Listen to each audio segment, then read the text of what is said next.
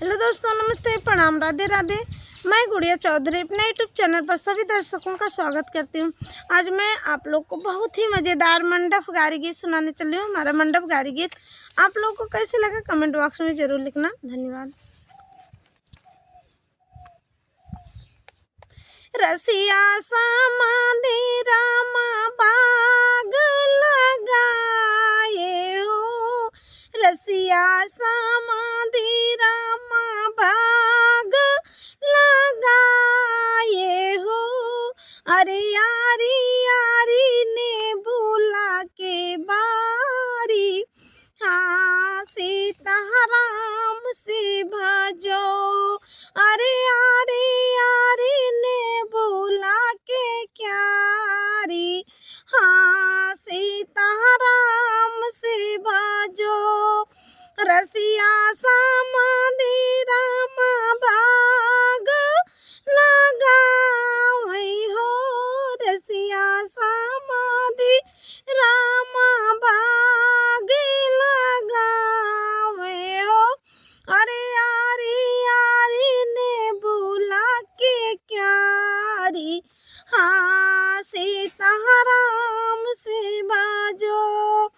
आरी यारी ने बुला के बारी, हाँ सीताराम से भजो। आमोय अमरूद केला कटहर लगावै हो, आमोय अमरूद केला कटहर लगावै हो। अरे यारी यारी ने बुला के बारी, हाँ सीताराम से भजो। अरे यारी यारी ने बुला के बारी, हाँ सीताराम से भजो। एक बात हम काबे समाधि रामा, एक बात हम काबे समाधि रामा, लेता तू बात मोरी मानी, हाँ सीताराम से भजो। अरे लेता तू बात मोरी मानी, हाँ सीताराम से भजो।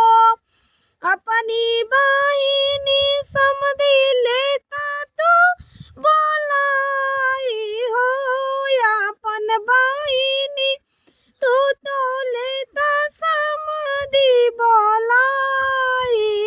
अरे बाग के करे रखवारी, हाँ सीताराम से भजो। अरे बाग के करे रखवारी, हाँ सीताराम से भजो।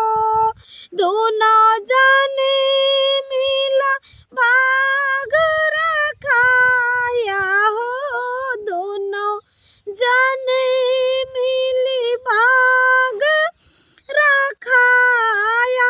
अरे सूती जाया घोड़ावा पसारी, हाँ सीताराम से भजो।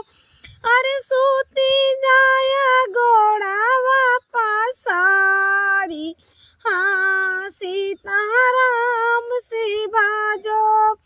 समधि जी तोरी बहिनी बाऊ तू सयानी हो, समधि बहिनी तोरी बाऊ तै सयानी हो।